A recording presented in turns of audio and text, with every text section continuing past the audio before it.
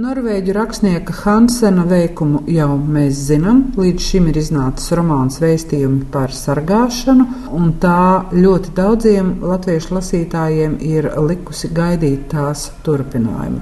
Bet nekā, vispirms sagaidījām sievieti Lauvu. 1912. gadā Norvēģijā mazā stacijas pilsētiņā ir piedzimis dīvains bērns. Meitenes māte ir nomirusi dzemdībās, un mazā Ieva augusi viena ar tēvu. Un šis tēvs viņu patur nošķirtībā no miestiņa sabiedrības, jo Ievai ir reta ģenētiska slimība, un tas viņai ir piešķīris ērmīgu ārieni.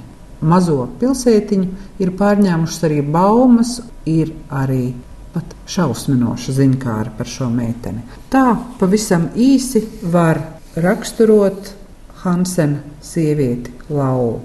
Bet mēs uzklausīsim mācītāju Rolandu Eimani, kuram jautāju par to, cik svarīgi ir neliekuļot attiecībās ar cilvēkiem, kuri ir atšķirīgi no pārējiem. Jā, bet tiklīdz kā viņi bija neliekuļoti, tad tie bija patiešām šausmās vai izbrīnā ieplēstas acis, jo viņi jau zināja, ka viņi ir atšķirīgi. Jā. Te ir, liekulība ir šausmīga, bet, ja cilvēks nezin, kā izturēties, un tie patiešām izrādās tikai daži, gan romānā, gan arī dzīvē īstenībā, kuri spēja pārkāpt pāri tiem saviem pareizs, nepareizs un skaists, neskaists un kā vajag un nevajag priekšstatiem, ja, un noteikti nedrīkst ar visu nemaz to darīt, jo pavisam jauna līmeņa miers ir jāatrod, lai tu to izdarītu.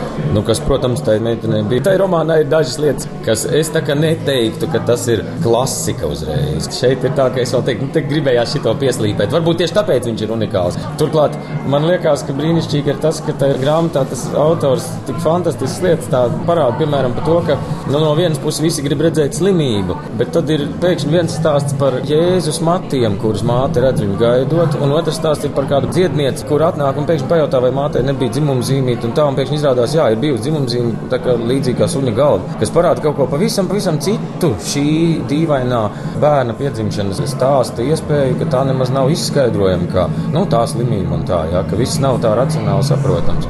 Bet tieši tas jautājums, cik daudz mums ir jāpiemērojās citiem, tas ir ļoti neparasts ne tikai romānā, bet arī katra cilvēka dzīvē. Postfaktum.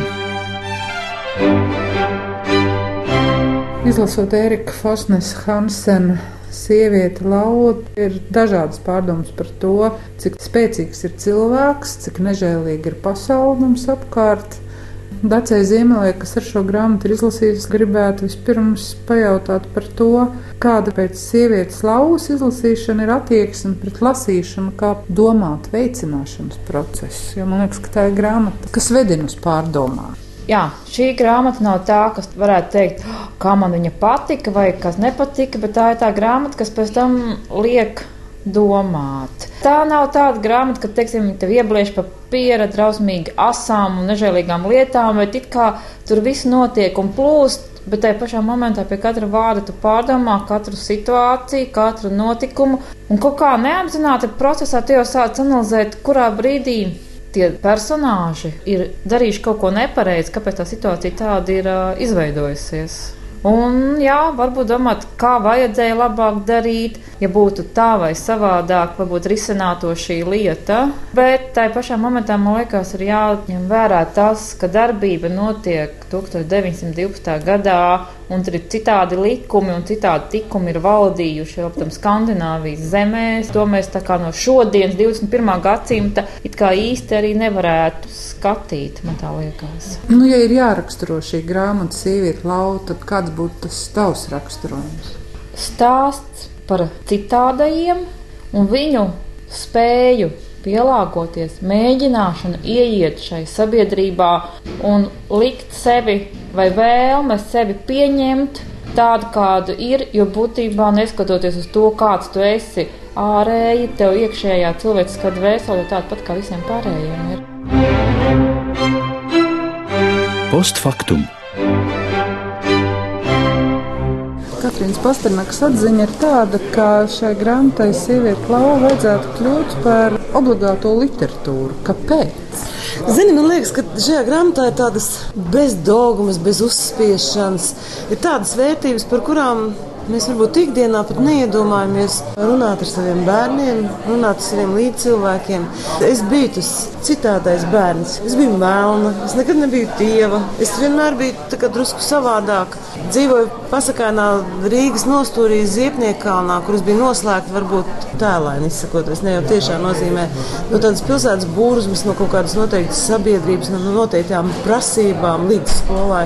Un es lasot šo grāmatu, zinu, no brīžam skrēju šarmuļi tādā nozīmē, ka es tik daudz kā it kā pazinu, kaut es neesmu pazemot. Bet es ļoti pazinu un es sapratu, ka tad, kad tu pieaudz, kad tu izdari dzīvē izvēli, kā domāt, kā dzīvot un kur nostāties, tad patiesībā ļoti vērtīgs ir tas periods, kad tev ir bijis grūti. Un ļoti vērtīgs tas periods, kad tu esi jūties varbūt nepieņemts, varbūt nestandarta, gan domāšanā, gan vizuāli.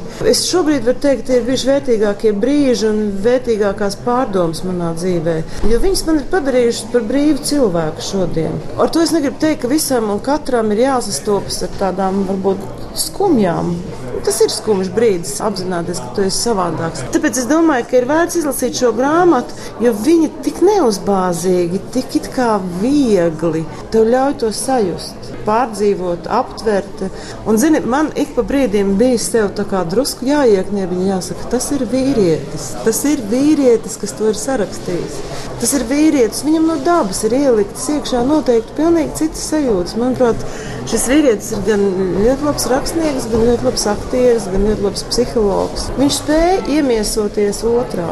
Šī grāmata, manuprāt, ir ļoti skaista. Vai nav tā, ka šajā grāmatā ir ļoti grūti nošķirt to robežu, kur cilvēks ir bērns un kurā brīdī viņš kļūst pieaudzis? Es ik pa brītiņām teicu, viņa ir vēl meitenīte. Viņa taču vēl ir meitene, kaut patiesībā viss viņas domāšana, tas, kā viņa vēro pasauli, no tās savas stacijas mājiņas, tas, kā viņa uztver to pašu dzirksteli, tas viss ir reizē bērnišķīgi un reizē tik ļoti pieauguši. Un arī viss tā mīlestība un viss izpausmas un viss, kā viņa to novērtē, patiesībā, viņa taču ir agrestīnas pie grāmatas beigām. Tur vispār nav šīs pārējas.